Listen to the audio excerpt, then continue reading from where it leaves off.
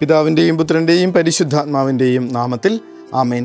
പരിശുദ്ധ പരമ ദിവ്യകാരുണ്യത്തിന് എന്നേരവും ആരാധനയും സ്തുതിയും പുകഴ്ചയും ഉണ്ടായിരിക്കട്ടെ. പരിശുദ്ധ പരമ ദിവ്യകാരുണ്യത്തിന് എന്നേരവും ആരാധനയും സ്തുതിയും പുകഴ്ചയും ഉണ്ടായിരിക്കട്ടെ. പരിശുദ്ധ പരമ ദിവ്യകാരുണ്യത്തിന് എന്നേരവും ആരാധനയും സ്തുതിയും പുകഴ്ചയും ഉണ്ടായിരിക്കട്ടെ. ഇത്രയും കാലം കണ്ട ദൈവിക സങ്കല്പങ്ങളെയൊക്കെ പൊളിച്ചെഴുതിയ ഒരു ദൈവിക സാന്നിധ്യമായിരുന്നു കർത്താവിൻ്റേത്. അവർക്കത് മനസ്സിലാക്കാൻ പറ്റുന്നുണ്ടായില്ലെന്നുള്ളതാണ് പ്രയാസം. ഇങ്ങനെയും ഒരു ദൈവം. ഒന്ന് കാലങ്ങൾ കഴിഞ്ഞ് നമ്മൾ ഈ കർത്താവിങ്കിലേക്ക് നോക്കുമ്പോൾ നമ്മുടെ മനസ്സ് ത്രസിക്കുന്നുണ്ട്.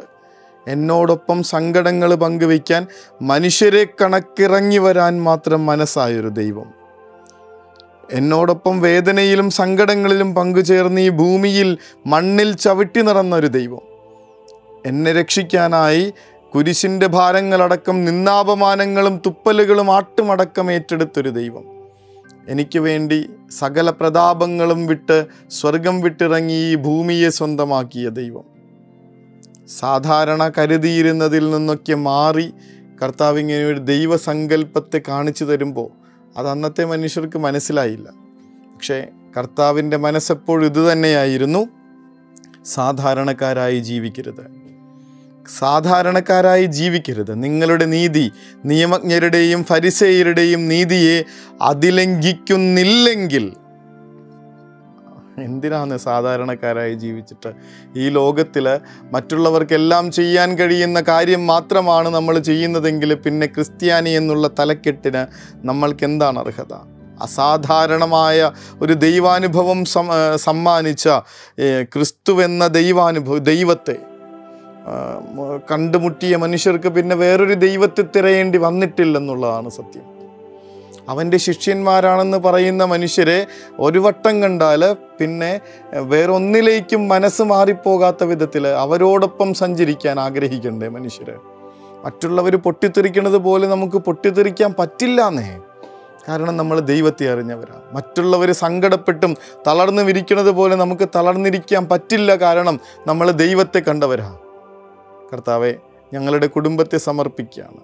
സാധാരണ കുടുംബങ്ങളെ കണക്ക് ഞങ്ങളുടെ ചുറ്റുമുള്ള മറ്റു കുടുംബങ്ങൾ ജീവിക്കുന്നത് പോലെ ജീവിക്കാനായി ഞങ്ങളെ അനുവദിക്കരുതേ എന്ന് പ്രാർത്ഥിക്കുക. ആ കുടുംബത്തിന് എന്തൊക്കെയോ പ്രത്യേകതകളുണ്ടല്ലോ. ലോകത്തെ കീഴ്മേൽ മറിച്ചിരിക്കുന്ന മനുഷ്യർ ഇവിടെയും വന്നിരിക്കുന്നുവെന്ന് ആദിമകാല ക്രിസ്ത്യാനികളെ നോക്കി അന്നത്തെ കാലവും ലോകവും വിളിച്ചു പറഞ്ഞെങ്കിൽ നമ്മുടെ കുടുംബത്തിൻ്റെ ചുറ്റും താമസിക്കുന്ന മനുഷ്യർ ഓരോരുത്തരും നമ്മുടെ കുടുംബത്തിലേക്ക് ഓടി വരാനായിട്ട് ആഗ്രഹിക്കുന്ന വിധത്തിൽ എന്തൊക്കെയോ പ്രത്യേകതകളുണ്ടല്ലോ എന്ന് കരുതുന്ന വിധത്തിൽ, ആ കുടുംബത്തിലേക്ക് ചെന്നാൽ സമാധാനം കിട്ടുമെന്ന് തോന്നുന്ന വിധത്തിൽ കുരിശുപള്ളി കണക്കി നമ്മുടെ കുടുംബങ്ങൾ മാറിത്തീരണ്ടേ എന്നൊന്ന് ആലോചിച്ച് നോക്ക്.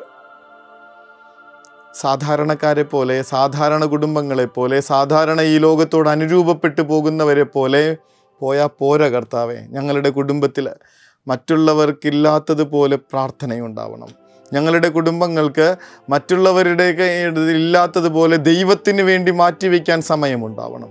ഞങ്ങളുടെ കുടുംബത്തിന് മറ്റുള്ളവർക്കില്ലാത്തതുപോലെ ദൈവത്തോടൊപ്പം കുടുംബം മുഴുവൻ ഒരുമിച്ചിരുന്ന് സംസാരിക്കുകയും ഭക്ഷണം കഴിക്കുകയും പ്രാർത്ഥിക്കുകയും പരസ്പരം കളിച്ചിരികൾ പറയുകയും ചെയ്യുന്ന ക്വാളിറ്റി ടൈം ഉണ്ടാവണം. മറ്റുള്ള കുടുംബത്തിനില്ലാത്തതുപോലെ ദൈവം നിറഞ്ഞു നിൽക്കുന്ന, ദൈവം കരം പിടിച്ച് നടത്തുന്ന, ഒരു പ്രയാസങ്ങളിലും തകർന്നു പോകാത്തൊരു കുടുംബമായി ഞങ്ങളുടെ കുടുംബം മാറണം. കർത്താവ് പറയുന്നുണ്ടല്ലോ, വചനത്തിനനുസരിച്ച് ഭവനം പണിയുന്നവൻ പാറമേൽ ഭവനം പണിത മനുഷ്യന് തുല്യൻ, വിവേകമതിയായ മനുഷ്യന് തുല്യൻ. കർത്താവെ, അതുപോലെ അങ്ങാകുന്ന പാറമേൽ പണിയപ്പെടുന്ന ഭവനങ്ങളായി ഞങ്ങളുടെ കുടുംബങ്ങളെ മാറ്റണമേ എന്ന്. കാറ്റൂതി വെള്ളപ്പൊക്കമുണ്ടായി, അത് ഭവനത്തിന്മേൽ ആഞ്ഞടിച്ചു, അത് തകർന്നു പോയി എന്ന് മറ്റുള്ള കുടുംബങ്ങളെക്കുറിച്ച് പറയുമ്പോൾ, കാറ്റൂതി വെള്ളപ്പൊക്കമുണ്ടായി അത് ഭവനത്തിന്മേൽ ആഞ്ഞടിച്ചു എന്നാൽ അത് ബാധിച്ചില്ല. കാരണം അത് പാറമേൽ സ്ഥാപിതമായിരുന്നു, ക്രിസ്തുവിന്മേൽ സ്ഥാപിതമായിരുന്നു എന്ന് പറയത്തക്ക വിധത്തിൽ, ഇങ്ങനെ മറ്റുള്ളവരെ അതിശയിപ്പിക്കുന്ന വിധത്തിൽ സ്നേഹം ജീവിക്കാൻ, കരുതൽ ജീവിക്കാൻ, സന്തോഷത്തോടുകൂടെ ജീവിക്കാൻ, സ്വർഗത്തിൻ്റെ സുഹൃതങ്ങൾ ജീവിക്കാൻ ഞങ്ങളുടെ കുടുംബത്തെ ആശീർവദിക്കണമേ തമ്പുരാനെ എന്ന് പ്രാർത്ഥിക്കുക.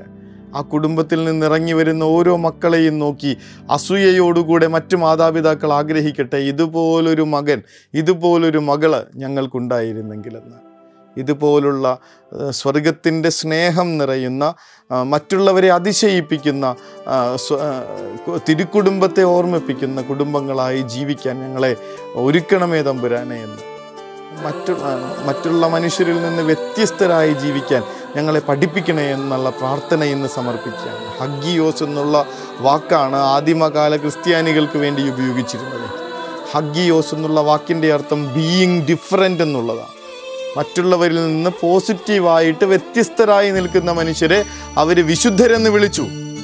ഇന്ന് നമ്മുടെ കുടുംബത്തെ നോക്കി വിശുദ്ധമായൊരിടമെന്ന് മറ്റുള്ളവർക്ക് തോന്നുന്ന വിധത്തിൽ വ്യത്യസ്തരായിരിക്കാൻ കർത്താവെ ഞങ്ങളുടെ കുടുംബത്തിന് ആശീർവാദം നൽകണമേ. തിന്മകൾ ഞങ്ങളുടെ കുടുംബത്തിന്മേൽ ആഞ്ഞടിച്ചാലും തകർന്നു പോകാത്ത വിധത്തിൽ അങ്ങയുടെ മേലുള്ള ശരണത്തിന്മേൽ ഞങ്ങളുടെ കുടുംബം ഉയർന്നു നിൽക്കട്ടെ എന്ന് പ്രാർത്ഥിക്കാം.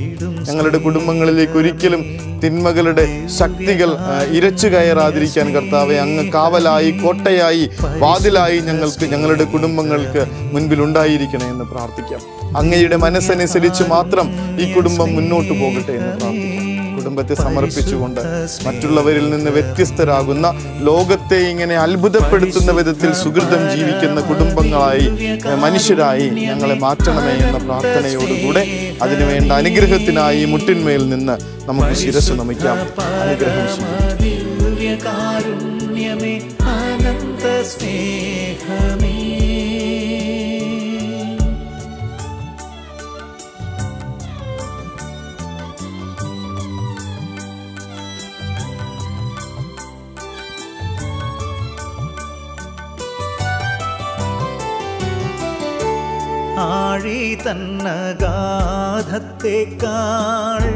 പരിശുദ്ധ പരമ ദിവ്യകാരുണ്യത്തിന് എന്നേരവും ആരാധനയും സ്തുതിയും പുകഴ്ചയും ഉണ്ടായിരിക്കട്ടെ.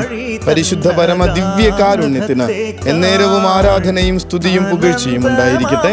പരിശുദ്ധ പരമ ദിവ്യകാരുണ്യത്തിന് എന്നേരവും ആരാധനയും സ്തുതിയും പുകഴ്ചയും ഉണ്ടായിരിക്കട്ടെ. കർത്താവേ, ഞങ്ങള് നിന്റേതാണെന്ന് തോന്നുന്ന വിധത്തിൽ ജീവിക്കാനായിട്ടുള്ള അനുഗ്രഹം തരണമേ എന്ന് പ്രാർത്ഥിക്കുക. എന്തൊക്കെയോ വ്യത്യാസമുണ്ടല്ലോ എന്ന്, കൂടെയുള്ളവരെ ഒരു വാക്കുകൊണ്ട് പോലും തളർത്തിക്കളയാത്ത, അവരെ മോശം വാക്ക് പറയാത്ത, അവരെ അയ്യേ എന്ന് മറ്റുള്ളവരെ കൊണ്ട് പറയിപ്പിക്കാത്ത വിധത്തിൽ ജീവിക്കുന്ന മനുഷ്യരായി കർത്താവെ ഞങ്ങൾ അങ്ങയുടേതാണെന്ന് തോന്നിക്കുന്ന വിധത്തിൽ ജീവിക്കാൻ ഞങ്ങളെ അനുഗ്രഹിക്കണമേ. ഞങ്ങളുടെ കുടുംബം അങ്ങയുടെ ആലയമാണെന്ന് തോന്നുന്ന വിധത്തിൽ മുന്നോട്ട് പോകാൻ ഈ കുടുംബത്തിന് മേൽ അങ്ങയുടെ സാന്നിധ്യവും സംരക്ഷണവും എപ്പോഴും ഉണ്ടായിരിക്കണമേ എന്ന് അപേക്ഷിക്കുന്നു. കയർ പിടിച്ച് നയിച്ചിടും സ്നേഹമേ, ദിവ്യകാരുണ്യ സ്നേഹമേ, പരിശുദ്ധ സ്നേഹമേ, പരിശുദ്ധ പരമദിവ്യകാരുണ്യമേ, അനന്ത സ്നേഹമേ, പരിശുദ്ധ പരമദിവ്യകാരുണ്യമേ, അനന്ത സ്നേഹമേ.